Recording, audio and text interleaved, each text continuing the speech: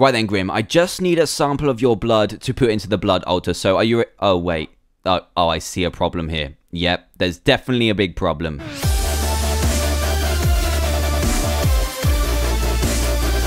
Hey everyone, Dan here from the Diamond Minecart, and welcome to another Minecraft mod review, where today, me and Grim here have come across this, which is the Blood Temple, where we are going to be going through the Blood Magic mod that allows you to use the blood of either yourself or others to perform magic right within your game. So it sounds creepy, but it definitely is. So yeah, we're going to go through it today. So the first item you're going to need is this, which is called a Blood Altar, and this is it placed in the world. But to craft it, you are going to need this recipe here, which is just 4 smooth stone, 1 furnace in the middle, 2 gold, and 1 diamond. So it's fairly well priced. You do need a diamond for it, but it's fairly well priced for what it's going to be able to achieve. And to go with that, you are going to need this, which is a Sacrificial Knife. Now this will cost 5 glass, 1 gold, and 1 iron ingot, and you are going to need this to start off your little bit of a sacrificing method. So what you need to do is put down your blood altar anywhere in the world. We've just chosen it in the blood temple because it seems you know, it seems fitting. So we're gonna place it here, and you actually need to sacrifice your own hearts, take away your own hearts, to gather stuff called life points,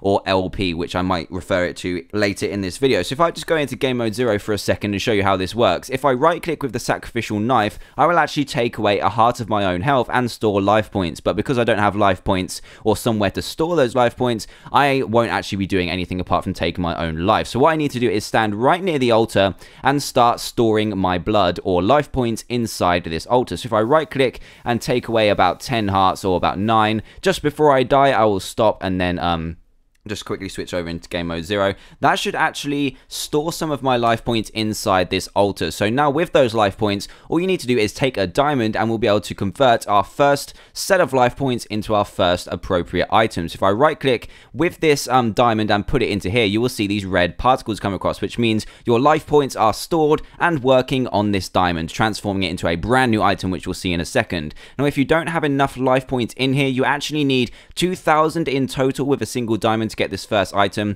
But if you don't have enough, this altar will tell you by having small grey particles come here. So if there is small grey particles, you just need to stand next to the altar and right click with your sacrificial knife to take away some of your hearts and transfer those LP into your blood altar. So we'll just wait for this, and when the particles do go out, that means that it is complete. But again, if you do see light grey particles, you need to carry on and give it some more life points to fuel your blood infused magic. So we're going to get this first item, which is going to be really exciting, and it's going to be a way to store your life points on the go rather than having to have an altar with you all the time. And it's also a way to track your life points, because you can't track them with this basic altar. So if I right click now that the particles are disappeared, we get this, which is a weak blood orb. Now if we go outside and just hover over it, it says that it stores life essence or raw life essence, but now if I right click, it will bind it to me. So I don't know if you heard that sound and saw that particle effect, but now if you hover over it, it will say the current owner, which is myself, Dan TDM, and an LP. So currently I have 5,000 because I have been messing around with this before, and that just so happens to be what we need for the next item. But before that, you're going to need to use this weak blood orb to craft something else, which is called a blood rune, to upgrade your magic altar. Otherwise you aren't going to be able to create the next orb we need. So you're going to need 8 smooth stone, aren't you, Grim? He's not really involved in this one. He doesn't even have blood, but he's just here for moral support, because we were adventuring and came across this, so it was pretty scary, but I'm glad he's here. So again, what you need to create this blood rune is 8 smooth stone and this single weak blood orb that you created, and you're actually going to need 8 of these, and you place them around your altar like this. You just need 1, 2, 3, 4, because there's one already here. 5, 6, 7, 8. Place them like this, and now you won't see any physical change apart from the blocks that you place down, but your altar will now be upgraded. So now that we've got 500 life points, you can actually take these. I forgot to mention, if you right click, you can actually take life points, but because the weak blood orb is weak, you can only store a maximum of 5,000. So before, when you start with 200 life points from when you started to sacrifice yourself, you will see the number go up when you right click with the blood orb, and you don't need to sacrifice yourself with the knife anymore. So it's turning today a little bit less scary, but now we've got to create our next item, which is called the Apprentice Orb. Now, it's like an upgraded version of the weak Blood Orb, and what you're going to need to do is take 1 emerald and have 5,000 life points stored up, which just so happens to be the weak Blood Orb's capacity. So if I right-click and place this in here, remember you have to have the blood runes around it, otherwise this won't work. Right-click and it will start to work its magic. So again, the same system applies. If you've got enough life points, it will start to emit these red particles. If not, it will start to emit light grey particles, and you'll need to sacrifice some more LP. But it looks like we've got enough from what the weak Blood Orb is telling you. So while this is cooking, the Apprentice Orb is kind of like an upgrade and is used in more recipes when we get to the next ones later on over here, but it has a maximum hold value of 25,000 life points. So actually increase your capacity for 20,000, which is pretty damn impressive. So while we wait for this to cook, let's go over some extra things. So you can actually upgrade your altar here. So you've got 8 spaces around here. You can actually upgrade these with more runes, but I think I'm going to need this, which is in here. So you need to speed up and cook, Apprentice Orb.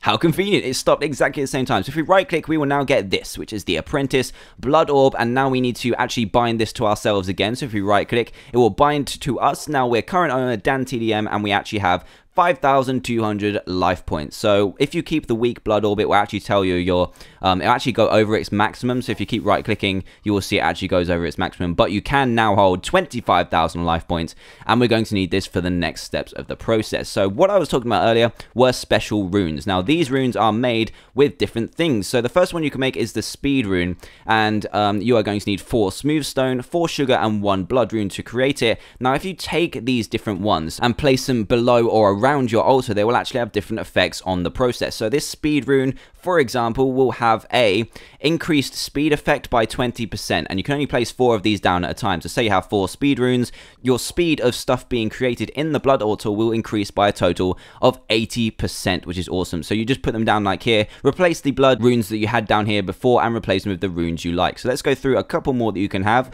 The one on the right here is an efficiency rune, and this will increase or lower the lost progress when you've got the grey particles. So say you run out of life points just before your appropriate orb is being created, you start to lose progress, so you'll need even more life points the longer you leave it. But if you use the efficiency rune, you won't have to do that much. So what you're going to need to do is the same recipe as before, but replace the sugar with this beautiful redstone, and we'll be able to place those in the side of this, and you can only use the corners, I believe. It's either the corners or the left and right, and you can use those. So currently we have 40% increase in efficiency and 20% in speed, and if I place another speed one here, we'd have 40% speed, which is really cool, and it's a really cool feature as well how it detects that. Now these extra ones here are pretty awesome, and these are going to need the Apprentice Blood Orb. So you're going to need 1 Apprentice Blood Orb and 4 gold ingots, as well as 4 smooth stone to create the Rune of Sacrifice, and the same as this recipe, but replace the gold with glowstone dust, and you'll get the Rune of Self-Sacrifice. Now the Rune of Sacrifice will increase your sacrifices made from other people, which we'll get to in a second, by 10%, which is pretty awesome when placed around your blood altar, and the self-sacrifice will do the same, but when you're sacrificing yourself, it will increase by 10%. So this will increase 10% of others, and this will increase 10% of yourself. So I have just mentioned that you can actually sacrifice others, and this is where you get to the Dagger of Sacrifice, which looks like this, and you're going to need to create it by putting an iron sword in your blood altar along with 3,000 life points. So when you've collected 3,000 life points like myself, you'll just place this inside your altar like we were doing earlier, and you'll get this in return. But to save time, I'm just going to have this. So the Dagger of Sacrifice, caution, may cause a bad day. So yeah, it might do. Sacrificing people is pretty dark, and it only gives 1 attack damage, and that is because you're going to be sacrificing people with this thing. So we've got different kind of life point values. Anything for like nice mobs like pigs, cows, and stuff like that, you get 250 life points. You do have to slay these when they are near the blood altar, otherwise it won't work, just as a quick note. So you'll get 250 life points for that. If you slay a hostile mob like a spider, a skeleton, or a creeper, you will get 500 life points, and then you can actually go 1 step further and kill a villager next to your blood altar, and you will get 2,000 life points. So definitely worth it, but apparently there are severe consequences, so I'm not going to do this just yet, but I will do it near the end. So we're going to sacrifice a villager right at the end, which is pretty grim. You agree, Grim? Yeah, I think so, and we're going to try that later on. So the whole point of doing all this sacrificing and collecting your own blood and life points is to create these, which are sigils. Now these sigils, or sigils, I'm not sure how to pronounce it, will give you the magical powers you need. Now to start off, you're actually going to have to craft a blank slate or a reinforced slate to put your sigils on. So what you're going to need are 4 smooth stone, 4 golden nuggets, and an iron ingot to create a blank slate, which you'll need for most of the runes, but the better runes are going to need a reinforced slate, which cost 4 iron. This is meant to be a normal slate, so just imagine the recipe like this. You need 2 redstone, 4 iron, 1 blank slate, and 2 glowstone to create this. So those are the 2 base recipes you need to create those. And now we go into the actual sigils. So there are 5 different sigils, I believe. I think there's 5 anyway. Yeah, there's 5. Right. The first 4 are kind of elemental. So we've got the water sigil, lava sigil, void sigil, and air sigil. So the first one, the water one, you will need 1 weak blood orb, which we showed you how to get earlier, 1 blank slate, which we just showed the recipe for, and the rest in water buckets to create the water sigil. Now, when you've got these in your inventory, if you right click with the water sigil, it will actually take away 100 LP or life points to place your water down. So it kind of works on a point system. So as you can see, we have 6,200 right now. If we right click to place water, it will go down to 6,100, but because we are in creative mode, it won't take it away. But you can see how the point system kind of works. So the more life points you collect from either yourself or others, the more water you can put down. So this actually works a lot better than a bucket of water, as you can summon water whenever you like. So the next one is actually the lava sigil and does exactly the same thing, but the opposite of water. Obviously it is fire, and you are going to need 6 lava buckets, 1 magma cream, 1 blank slate, and this, which is a lava crystal. Now this actually has a special ability as well and its own recipe. What you're going to need is 1 diamond, 2 obsidian, 2 glass, and the rest in lava buckets, as well as a weak blood orb in the center, and that will give you this lava crystal. Now the lava crystal, as I said just now, will have its own kind of ability, and it actually gives you unlimited kind of smelting ability. So it'll cost you 25 life points per smelt. So shove this in a furnace and you'll get unlimited cooking powers as long as you have some life points in your kind of storage. So it's quite a good deal, 25 life points for 1 full smelt. So yeah, definitely keep that in mind, but you can also use it towards this recipe, which will allow you to summon lava. However, instead of 100 LP, this one costs 1,000, because if you are playing on survival multiplayer or something, you will be able to grief people with this. So I'm just going to put it just about here so I don't cause too much trouble. It still might, so this will normally cost about 1,000 life points, and here we go. Things are going to get messy, so we should probably leave right now. So on to the next sigil, or sigil, I really don't know how to pronounce it, and it is the void sigil, and this will require 6 empty buckets, 1 of the reinforced slates, which you looked at earlier, so these are getting to the more powerful ones, 1 string, and 1 apprentice blood orb. So you're going to need even more powerful orbs for this, as well as even more powerful slates. Now if a right click happens on this, you will actually dry up all fluid within kind of like, I think it's 50 blocks, I'm not too sure though, but it will cost 50 life points for this, and let's see how this works. I haven't actually tried this one out yet, so let's try this one.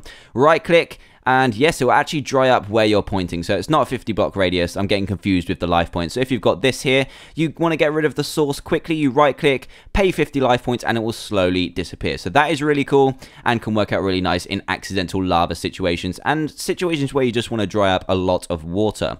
So the next sigil is actually an air sigil, and it will require 6 feathers, 1 ghast tier, 1 reinforced slate, and an apprentice blood orb. And this one will actually give you a boost of about 1,000 blocks for 50 LP. So I'm going to actually fire this in the air so I don't lose my space. So let's right click, and there we go. We will boost in the air, and it can actually keep on going. So the more life points you pay, the more of a boost you get. So that is pretty cool, and it can just boost you forward. And instead of flying, of course, you're going to be in survival mode. It can actually get you quite a way and allow you to fly. I'm not actually pressing anything apart from right click now. So if I fire it in the air, you can actually get some really cool flying going on. But just remember that every click will cost you 50 life points. So that is pretty cool. Yeah, that is actually a really unique item. So the last one is in this chest here, which is the sigil of the fast miner, and it requires 4 smooth stone, 1 of each iron shovel, iron pickaxe, and iron axe, and these do need to be iron weapons, 1 reinforced slate, and an apprentice blood orb. And this will give you sigil of the fast miner, and on a right click this will cost 100 life points every 10 seconds, but it will actually increase your mining speed. So every 10 seconds you get haste, and every time it's refreshed you will need to pay 100 life points, so do be wary of that. But I will get haste, which is really awesome. So that is a way to get your mining up a lot better, and that is pretty much what this mod has to offer. It's a really unique mod in the way that you start out by sacrificing yourself and upgrading your blood altar and stuff like that, but in the end you get some really cool sigils, and in the future this will be updated to have even more of them and even more magical power. So how did you enjoy that, Grim? I bet you did enjoy that a lot, because I was the only one that had to cut myself. You actually had to, you don't have blood, so you're pretty self. So actually we do have one more thing to do. We have to sacrifice this villager, so we need to put the villager in here. I'm not sure what's going to happen, but here we go. Oh god.